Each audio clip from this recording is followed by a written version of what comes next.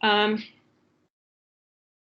entonces arranquemos, porque eso yo creo que la estructura vamos a tener parciales, vamos a tener unas tareas, vamos a tener un proyecto grupal que podemos hablar un poco más adelante de qué se trata. Los que han tomado cursos conmigo antes saben que les pongo a hacer cositas antes de la entrega, porque si no hay una tendencia de intentar hacer toda la noche anterior y desafortunadamente se nota porque son temas que requieren algo de pensamiento y preparación. Entonces, una la noche anterior, uy, no, me toca aprender sobre tal tema o me toca leer un paper y no sé qué pasa, voy a armar una presentación rápida, pero luego si me preguntan, no, hay cosas que no entiendo y eso se nota. O sea, la idea es, todos tenemos la tendencia de que si tengo la fecha límite, no sé, 15 de noviembre y lo voy a hacer el 14, pasa siempre. Y la idea es como evitar un poco eso. Entonces les voy a dar crédito por entregas intermedios y les voy a poner fechas y todo. No para darle más trabajo, sino que asegurar que alguna parte de la trabajo se haya hecho antes de la fecha. Eso les va a salvar un poco la vida al fin de semestre, les prometo. ¿Listo? Ok. Empezamos con unas cositas, un ejemplo de algo que se puede hacer. ¿Qué ven ahí? ¿Ven todo el mapa ese de batimetría y topografía? ¿Ese no es el Golfo de México? Sí, es el Golfo de México. ¿Y qué interpretación dan a la parte de batimétricas ahí, en el Golfo? ¿Qué ven? Eso es profundidad, ¿no? Según los colores. Sí, exactamente. Entonces, el azul oscuro es más profundo y el pálido más somero. Entonces, ¿qué tipo de costa es o qué interpretación me pueden dar de esa zona? ¿Qué parece? A ver si me puedo hacer el modo de presentación para que todos vean mejor. ¿Ven algo interesante? Parece pues una cuenca en un margen pasivo. Ok, sí. Sí, y eso a diferencia de lo que se ve al sur, allá en la costa pacífica de América Central, ¿cierto? Donde uno puede ver la fosa de subducción. Muy distinta, eso parece muy pasivo, parece como una cuenca de sedimentos. Estas partes entre el azul oscuro y azul pálido, ¿qué interpretación le da?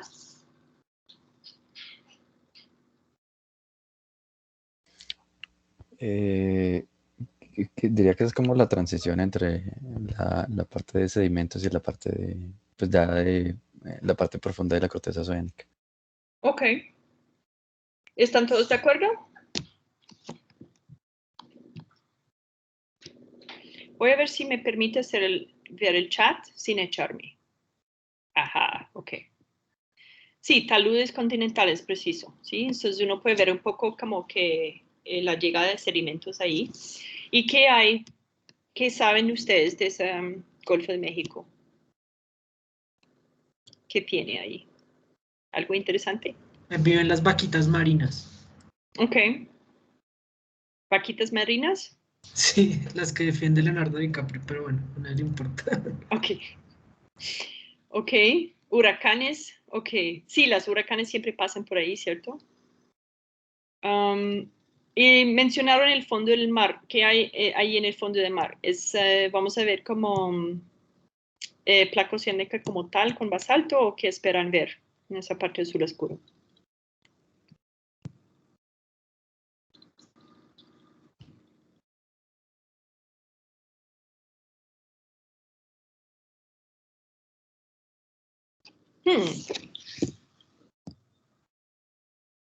¿Ustedes recuerdan esa explosión? De hecho, yo Ah, hicieron sí, una eso es la película. península de Yucatán, sí, claro. Ahí Sí. puede estar el cráter del meteorito. Sí, entonces se supone que esa figura ya del Golfo de México fue formado por ese cráter, ¿sí? Entonces, ¿ahora por qué es plano? Sí, básicamente choque los pobres dinosaurios. Ahí terminaron. Entonces, ¿por qué es plano? ¿Qué hay?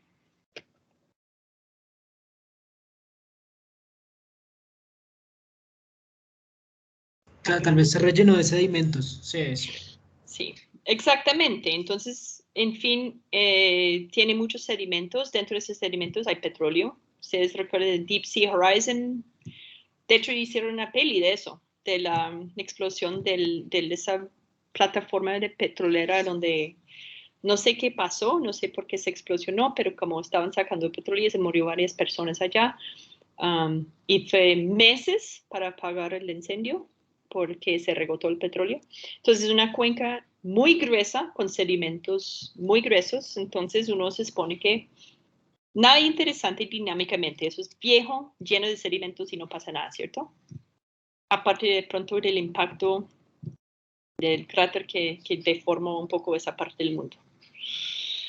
Eso es un sensor que básicamente mide, pues es visual, es como en rango visible donde podemos ver algo de batimetría de profundidad y algo de topografía en la Tierra por las características ópticas, ¿sí? Entonces pasamos a otra cosa. Eso es una imagen de gravedad tomado del espacio, de la misma zona. Ahora, ¿qué ven ahí? Entonces, misma zona, otro tipo de sensor que está midiendo básicamente variaciones de gravedad en esta zona. Miramos el otro, ¿sí? Como casi el mismo tamaño. ¿Cómo funciona la convención? ¿Más clarita, menos gravedad o cómo? ¿Ustedes pueden adivinar eso?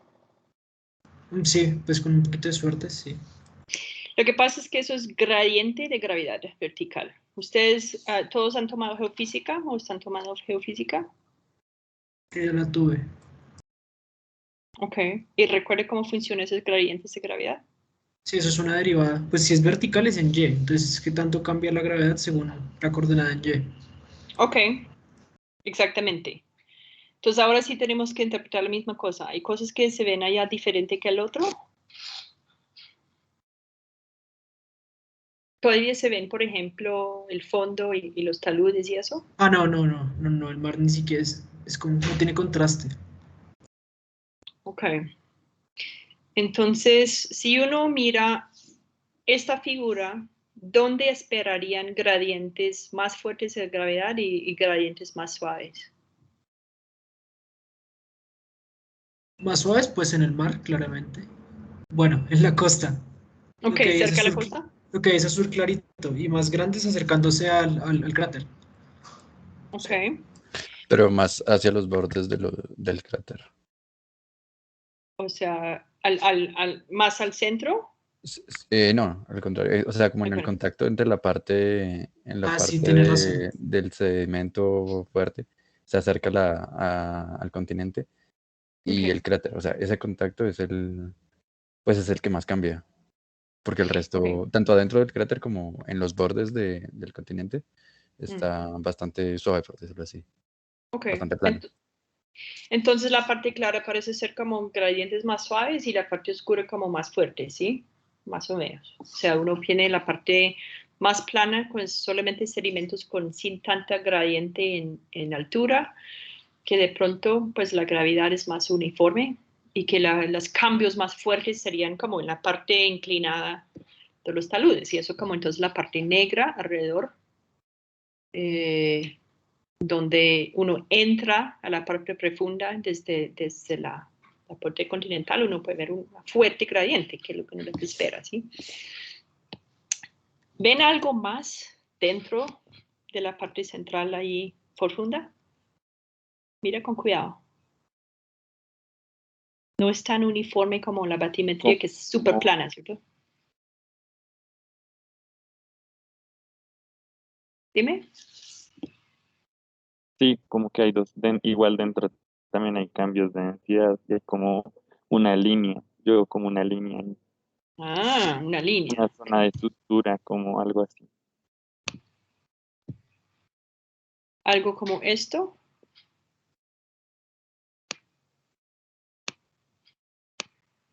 Y este otro, pues eso le parece el fondo del talud, ¿cierto? Entonces hay un cambio entre aquí y aquí, un cambio entre aquí y aquí. Y esta cosita, y unas cositas aquí. ¿Sí? Si estamos hablando de una cuenca sedimentaria con, no sé, unos 7 kilómetros de grueso de sedimentos y no ha pasado nada en millones y millones de años, ¿qué es esa vaina? ¿Y por qué? ¿Qué les parece?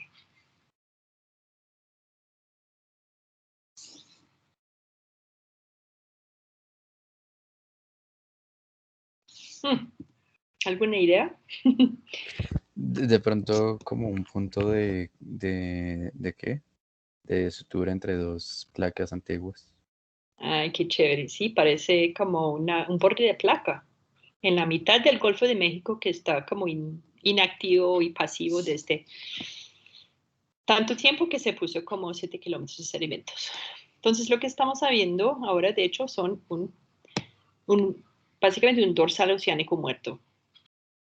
¿Y por qué tiene esa figura gravitacional? ¿Qué características tiene un dorsal?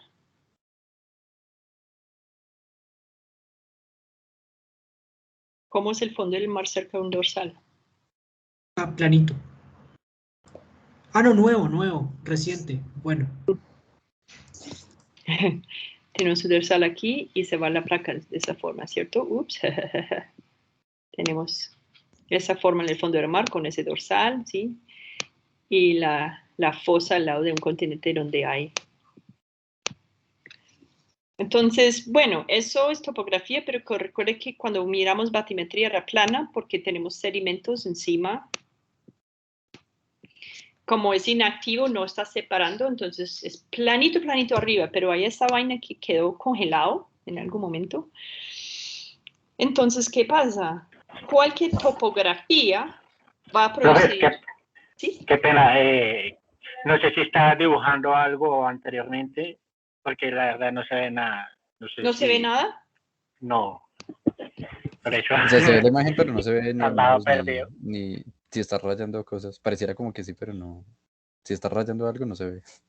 No se ve, pero ¿cómo así? Yo estoy utilizando Draw bueno, ahí intentamos un experimento. ¿Ustedes ven ese marco azul que estoy poniendo en la...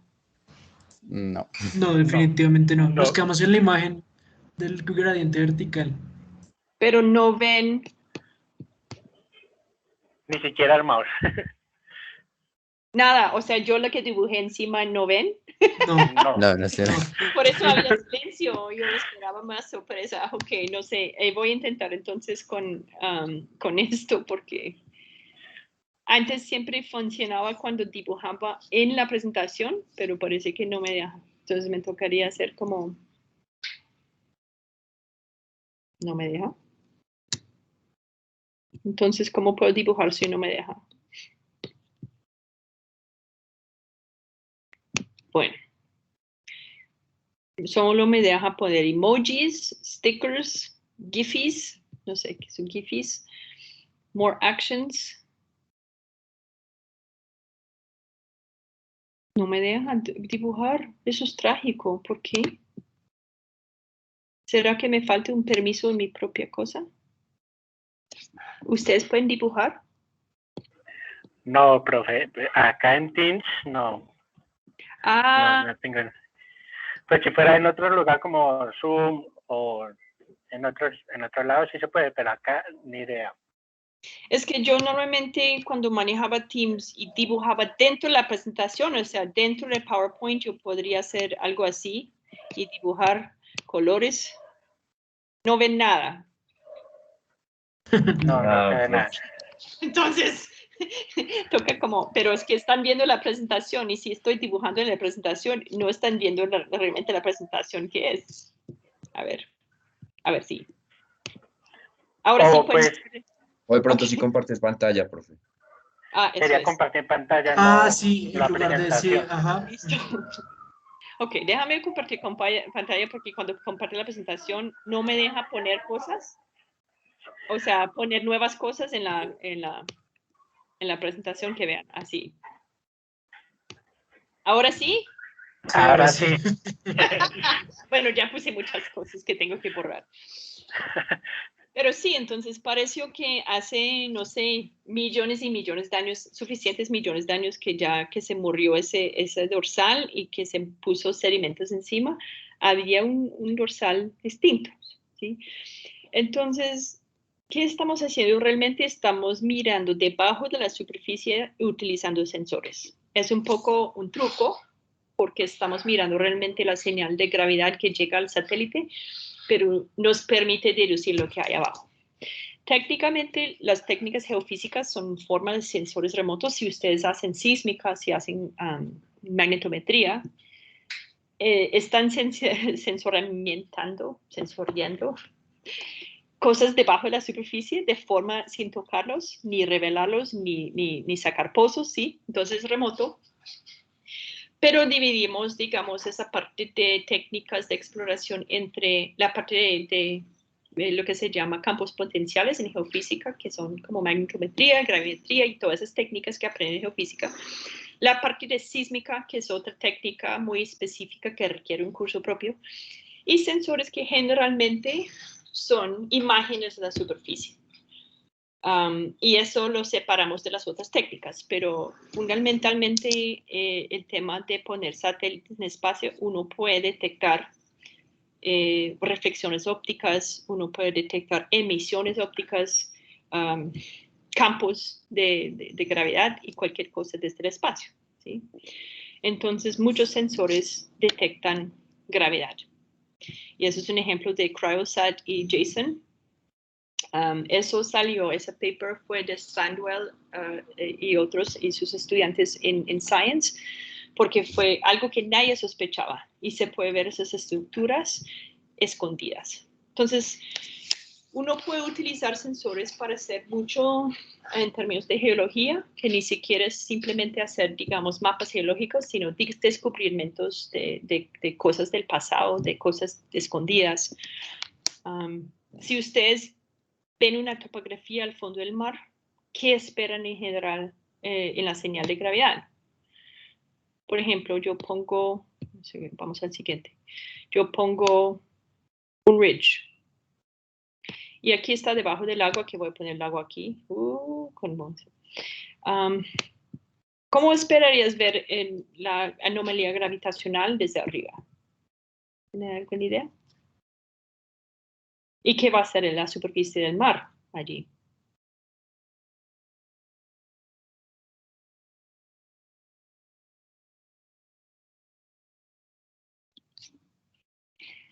¿Ustedes creen que hay forma de utilizar la superficie del mar para medir gravedad?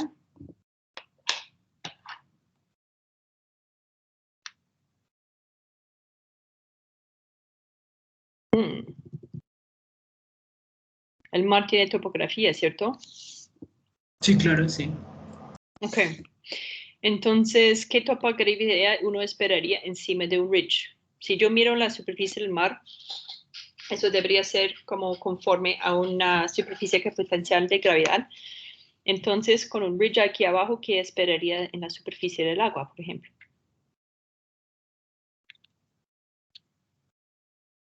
Tiene que haber un spike, en el campo gravitacional, tiene que subir.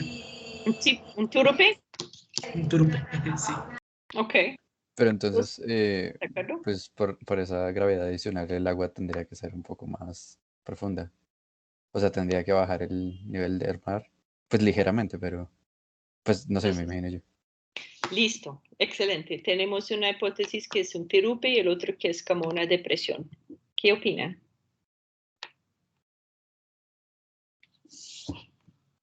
¿Qué opinan los demás? Que son muy silenciosos. De hecho, la depresión tiene más sentido.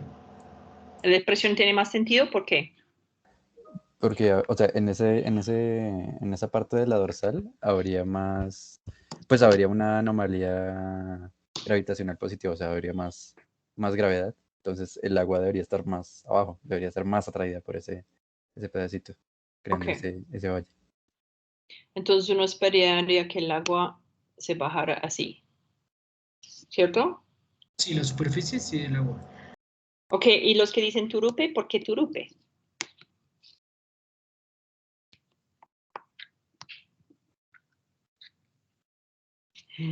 No es una cáscara, pregunto porque no es obvio y pregunto porque... Yo antes dije turupe porque pensé que era una anomalía gravitacional positiva. Entonces Ok. eso en el registro gravitacional se ve como un turupe, como una campanita. Pero bueno. Ok. Interesante. Pero si es una anomalía positiva, porque hay una depresión. Yo les voy a poner a pensar en eso y no les voy a dar más información. Ustedes tienen que pensarlo y contarme el jueves. Si definitivamente creen que van a tener una depresión o que si definitivamente un turupe. Lo pregunto no por solamente casualidad, sino porque hay ciertos sensores que utilizan rebotes en la superficie del mar para calcular topografías del fondo del mar y hasta anomalías gravitacionales debajo de la superficie del mar, basado en la forma que toma el mar. ¿Sí? Se llama laser height imaging, no me acuerdo cómo se llama, de hecho, laser altitude. Hay un inicialismo que me toca recordar, pero utilizan rebotes, calculan el tiempo de rebote y van como tomando figuras de la superficie del mar y basado en eso, sacar una anomalía gravitacional sin nunca utilizar un gravímetro. ¿Ustedes saben cómo funciona el satélite GRACE, por ejemplo? Que mide cosas de gravedad. ¿Hay escuchado de eso? Es como satélite viejo, pero ya tiene una segunda fase. Es una vaina muy bonita. No, no. Ajá, somos dos. Ok, porque eso es algo, digamos, si tiene la Tierra aquí, hay un par de satélites que tienen cierta distancia, ¿sí? Y tiene su órbita alrededor de la Tierra. Lo que pasa es que imagínate donde acerco algo muy denso, ¿sí? Aquí. ¿Qué pasa? Mientras el primero se acerca a eso, se va a acelerar más rápido porque hay más atracción. Entonces se alarga un poco del otro. Cuando pasa ese punto, el otro ya va acelerando y se acerca y eso va ralentando, entonces se acercan los dos. Entonces, uno midiendo solamente los momentos donde se acercan y donde se alargan, uno puede sacar un mapa gravitacional de la Tierra. Es súper chévere. ¿Sí? Y con eso uno entiende cosas de topografía, si hay equilibrios estáticos, si hay objetos como pesados escondidos, como ese tipo de cosas. Entonces, los sensores no solamente son imágenes ópticas, hay de todo. Vamos a empezar con fotos que parecen sencillos, pero que tienen mucha información interesante. Y siempre es una extensión de lo que podemos hacer con nuestros ojos. Nosotros podemos ver mucho, pero los sensores son diseñados para sensorar más que nuestros ojos. Y eso es donde la cosa vuelve muy interesante. Ustedes saben, por ejemplo, que las abejas ven otro rango de frecuencias de color. Y se supone que también pueden ver infrarrojo. Entonces el mundo parece diferente. Y hay otros que no tienen sensor de color de ninguno. ¿Hay alguien aquí que tiene daltonismo?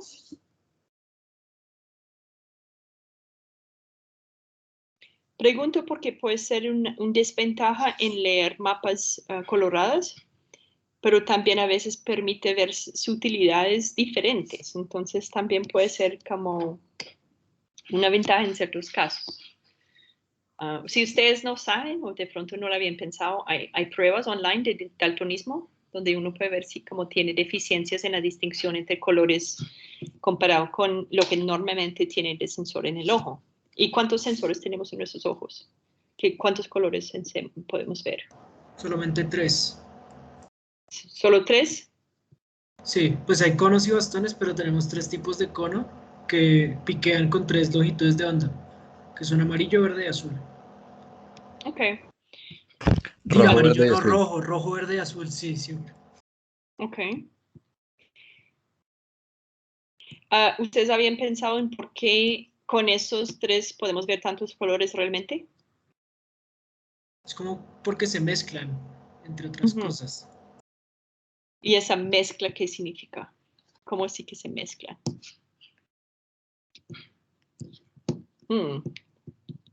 Si yo sumo todos los colores del arcoíris, ¿qué color sale? ¿Los colores de qué? Todos los colores del ¿Negro? arcoíris.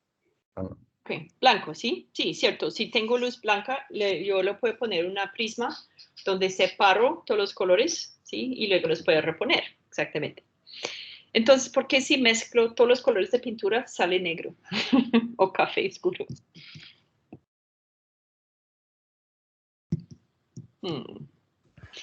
Porque si no estoy mal es como la misma pintura absorbiendo toda la luz. O sea, lo que le da el color a la pintura es más o menos como el pigmento, Ok. pero no la misma luz que lo atraviesa, sino, mejor dicho, la que lo refleja, no la que lo atraviesa.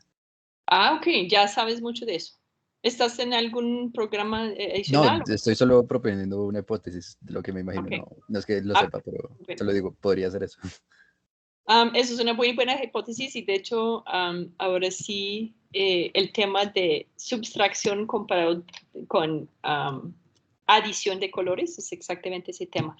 Lo que estamos haciendo con un color de un objeto es mostrando lo que no está absorbido, ¿sí? Entonces un objeto rojo absorbe todo menos rojo. Y si mezclo eso con algo que absorbe todo menos azul, inclusivamente el rojo, se absorbe todo, ¿cierto? Por eso sale oscuro. Entonces eso es diferente que juntar dos ondas de luz y el efecto que tiene visualmente. ¿Okay? Vamos a hacer un poco de eso más tarde en el curso, pero eso para pensar también en que cuando yo veo una imagen, ¿por qué estoy viendo lo que estoy viendo? ¿Sí? Y cuando hacen la interpretación de imágenes van a tener que pensar un poco de esas cosas, ¿sí? Porque también tenemos, o sea, entonces tenemos propiedades ópticas, ya vimos algo de propiedades gravitacionales, ¿sí? De densidades y topografías. También hay propiedades térmicas, que vamos a ver sensores térmicas. No sé si ustedes han trabajado en algún momento un tipo de sensor en otro curso solo por resolver otro problema. Fotos áreas, por ejemplo, han utilizado, ¿cierto? Sí, al ¿Y en menos en qué contexto? estructural. En Ok. estructural, pero hace ya mucho. ¿Y qué hicieron con esas fotografías en ese curso? ¿Cuál fue el propósito de la fotografía? Uno de estéreo coso, que es el que si uno se pone un par de lentes para ver la profundidad. Eso es con fotografías aéreas. Ok. Entonces, ¿saben cómo funciona esa estereoscopía y por qué funciona así? No, definitivamente no, pero lo hicimos. Ok. Ok. Eso es muy chévere. De hecho, lo pueden hacer sin estereoscopio si uno hace algo raro con los ojos, ¿sí? ¿Cierto? ¿Lo han hecho? Si no estoy mal, tiene que ver como con la distancia. O sea, mejor dicho, nosotros vemos profundidad porque comparamos como las imágenes entre los dos ojos. Ok. em, y, digamos, la separación entre las imágenes. Bueno, no me acuerdo cómo funciona, pero pues ayuda eso es lo que nos ayuda a ver la profundidad. Como la información que recibimos desde una imagen y la diferencia de velocidad, si no estoy mal, en la luz que nos llega a la otra imagen. Ok. Ay, se me olvidó el nombre. Eso también se usa mucho en astronomía para como medir distancias de cosas. Pero si no estoy mal, ¿Paralaje? sí, creo que es eso. Sí. Si no estoy mal, eso es lo que nos ayuda como a medir a ver la profundidad, como que el cerebro hace esos cálculos inconscientemente. Y eso también lo podríamos aplicar, y es más o menos lo que aplicamos con esos lentes. Cogemos dos fotos aéreas Ujú. bueno, no me acuerdo qué es lo que hacen los lentes, pero es la misma idea, Ok. que a través de eso lo podemos superponer y así ver la profundidad. Ok, excelente. Sí, entonces ya tienen algo de familiaridad con eso. En el laboratorio yo creo que normalmente el profe les pone a crear unas imágenes estereoscópicas porque uno puede tener la sensación de 3D dependiendo de cómo arman. Y sí, lo pueden hacer hasta a mano, lo pueden hacer con dibujos, lo pueden hacer con una cámara con un ángulo un poco diferente, tomar dos imágenes y los solapan y pueden hacer ese efecto. Entonces, eso lo van a hacer en términos prácticos, yo creo que en el laboratorio, y si no, recuerda al profesor que lo haga, porque eso sí es interesante, y uno puede ver topografías. Nosotros, digamos, con fotos aéreas, entonces tomamos una vista, tomamos otra vista, y es casi como tener un par de ojos, y uno puede ver la topografía, ¿cierto? Calcularla.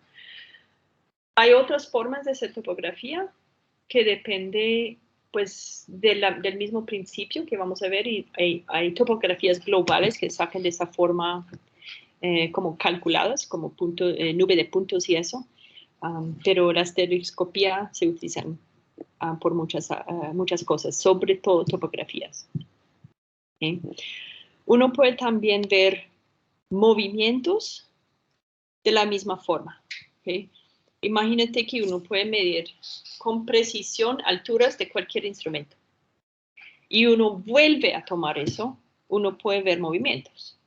Entonces vamos a ver unas técnicas de ese tipo, donde uno puede ver, por ejemplo, de movimiento de una falla, levantamiento de una montaña y ese estilo de cosas. ¿Okay? Entonces hay muchas cosas que se pueden hacer que nuestros ojos sencillamente no pueden hacer solos, pero es así. Okay.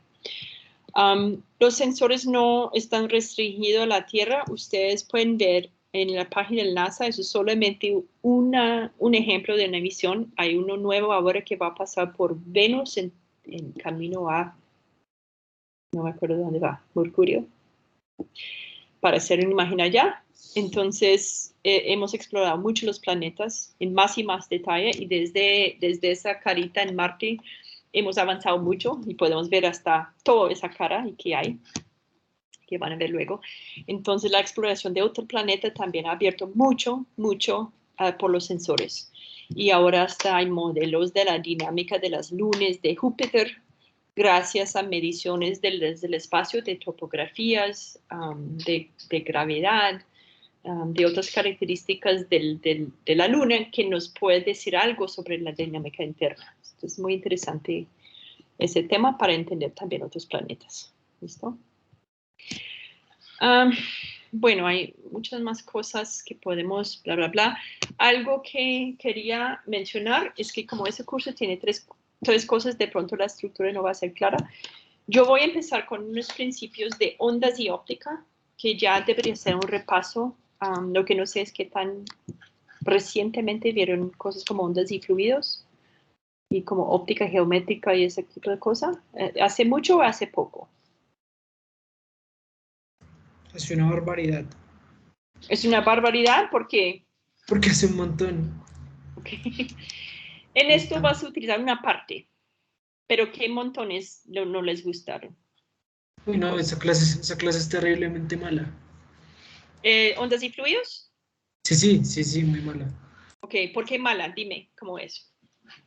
No, mentira, no, es que Jenny, que fue nuestra profesora, no. Bueno, es que esa clase primero tiene unos temas difíciles, ningún profesor de física las... No, es una triste, en general.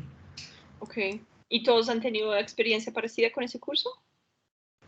David, yo por lo general he visto mala crítica de ese curso. ¿Es siempre el mismo profesor o es independientemente de qué No, profesor? a veces cambia. Es decir, con los profesores sí es mejor o peor, pero por lo general es bastante malo.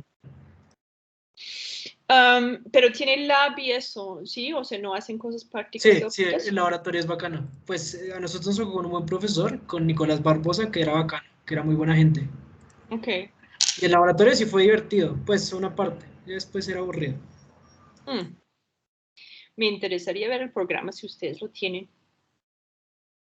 Hartas tareas de experimentos, ok.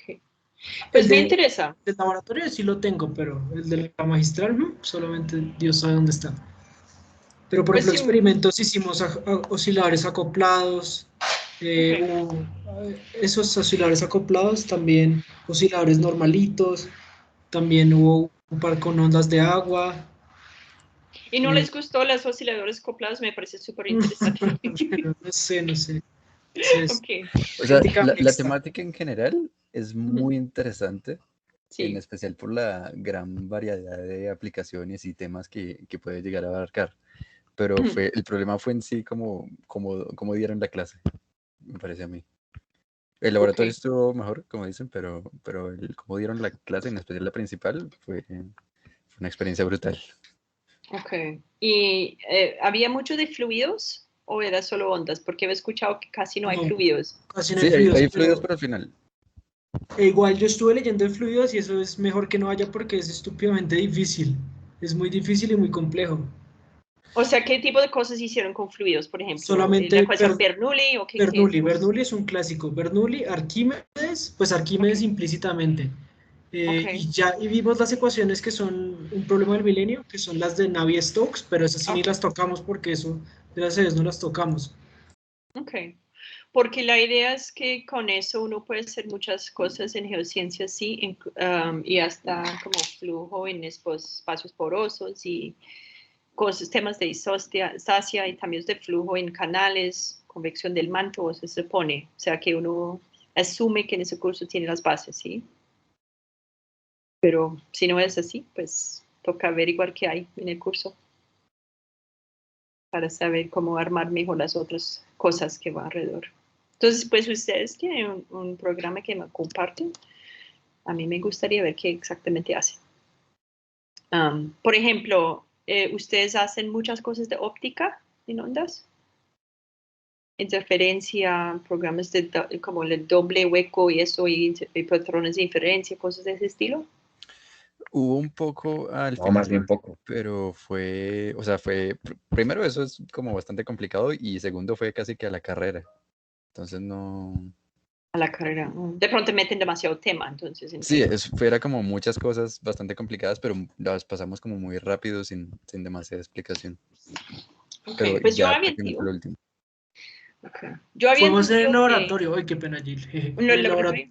En el laboratorio sí vimos más interferencia y óptica, pero en la magistral, además que había, no, no, mejor no que hablo, porque estaban las integrales de Banks, no, no. Ok, bueno, entiendo. Ok, lo que dice Sandy que hay que reformarlo con licencia nuevo. Yo creo que sí hicieron reforma y ahora quedó con 3 créditos, si no estoy mal. O que incluye el lab o algo. Yo Bueno, creo es que que hicieron algo. física se está reformando, pero no, eso es otro Sí, quilombo. física está reformando. ¿Y alguien aquí ha visto algún curso de reformado de física? ¿O solo vieron los viejos? Hmm, de pronto los viejos. Sí, porque están reformando y lo de computación, por ejemplo, está causando un poco de lío por lo que hay que homologar en bloque. Entonces, los que no han visto métodos, ojalá estén inscritos en métodos ahora, porque la última vez que lo van a dar. Si no, toca volver a hacer métodos 1 y métodos 2. Si no, no sé si alcanzan todavía a meterlo por conflicto. Porque eso sí se vuelve un tema donde si ya vieron herramientas, no cuenta por nada porque toca volver a hacer los nuevos cursos desde ceros. Mientras si ya han visto herramientas y pueden ver métodos ahora, se pueden salir de eso. Entonces, no sé en qué tema van con eso. Pero eso me gustaría ver un poco en el tema de ondas y fluidos, porque para no asumir conocimientos o formas de hacer las cosas que no han hecho. Ok. Gracias, Cristian. Yo la voy a revisar. Ok, porque la parte que es importante para ese curso es un poco, como dices, ley de Snell, cosas de refracción, algo de teoría de colores y combinaciones y eso, el concepto de frecuencias y cómo interactúa con la materia. No sé si estudiaron algo así que es muy aplicado, digamos, si llega una onda de luz a una mesa, ¿qué pasa? ¿Cuáles son todos los procesos que pasan con la interacción? En sensores importa sobre todo eso. ¿Qué es lo que pasa? No con la luz intrínsecamente, pero cuando se choca con algo. Si es una superficie, pasa una cosa. Si es una molécula, otra cosa. Porque todo me dice que debería parecer una imagen de algo. ¿Sí? Y eso es muy práctica y muy aplicada. Entonces, en ondas de pronto aparecen más como las ecuaciones de la onda y esas vainas, pero de pronto no algo muy aplicada. Entonces, en este curso voy a hacer un poco de eso para que vean la relevancia de entender cómo funciona la onda de luz. ¿Sí? Entonces, no vamos a tener que hablar de fotones ni de la ecuación de wave equation y eso, porque pues no importa tanto como la interacción con la materia y eso se puede explicar con poca matemática. Un poquito, porque pues siempre hay cosas geométricas y cosas de energía absorbida comparado con reflejada y esas cosas. Hay transmisión de calor por radiación que toca entender, pero a nivel de detalle fino sobre la onda y su comportamiento no tanto. ¿Sí? Entonces me dicen si hay algo que estamos hablando que nunca vieron o que se saltó algo, pues me avisan, porque la idea tampoco es como tener gaps así de entendimiento antes de hacer lo básico. ¿Listo? Pero para mí la parte interesante también de la onda es qué hace cuando encuentran cosas. Y vamos a ver, pues, un ejemplo de eso. Volviendo al tema de por qué combinamos 3 cursos, algo en geociencias que es muy específico, como estamos estudiando la Tierra como tal, tenemos esas herramientas de mirarlo desde lejos, visualizarlo y mapearlo, que es la parte SIG, y GPS, que es la parte de georreferenciación. Yo creo que ustedes, esa parte es sencilla. Lo que es más difícil en tema de GPS es hacer GPS de alta precisión, posicionamiento preciso, porque eso sí requiere algo avanzado en términos teóricos y computacionales. Y yo les voy a dar un ejemplo. Estamos ahora en Bogotá, ¿cierto? Por la mayoría. ¿Cómo puedo definir mi posición en un mapa? Si yo saco un instrumento de GPS, me puede dar coordenadas, y esas coordenadas físicamente a qué corresponden, más o menos. Latitud y longitud, ¿no? Sí. Sí. Entonces, si yo tengo una representación de la Tierra, que puede ser una pelota, que no encuentro mi pelota, yo puedo definir, bueno, este punto donde estoy en Bogotá ahora tiene esas coordenadas. ¿Sí? Esas coordenadas siempre van a corresponder a ese punto. Me siento en esta posición y no me muevo por 1000 años. ¿Mi posición geográfica va a ser igual? No. Depende de la proyección, ¿no? Ok. Pues depende de la proyección, por un lado. Pero, digamos, yo pongo eso en el globo y no me preocupa por una proyección, sino yo pongo mi posición en, digamos, la figura de la Tierra como tal, global, o sea, curvada.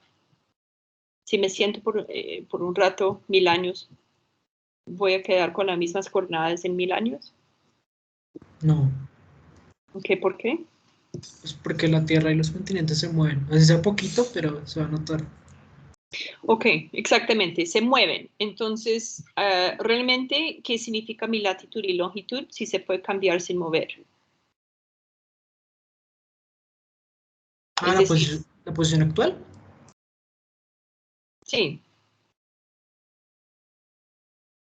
O sea, digamos, si yo puedo tener cambios de mi longitud y latitud sin moverme a mí físicamente, ¿qué significa eso lo que describimos, ese punto de latitud y longitud en el momento? Yo le tomo hoy, ahora me da esa latitud, longitud y espero 3 días y ya me da otro. ¿Qué ha pasado exactamente? El continente se movió, pero con respecto a qué.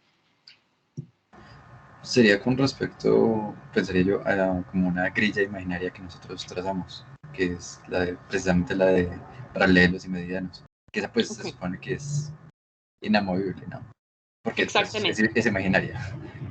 Sí, tenemos una grilla imaginaria. Esa cosa que digo que son 2 norte y eso es una invención mía, es una grilla imaginaria con respecto a lo cual yo puedo mover o caminando o esperando que el continente se mueva. Entonces, ¿cómo sé dónde queda esa línea en la grilla?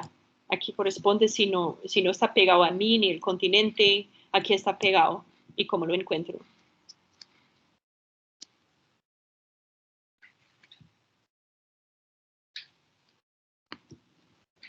Me gusta darles dolores de cabeza en la Pues mañana. el de Greenwich es fácil, porque pasa por Greenwich, el meridiano.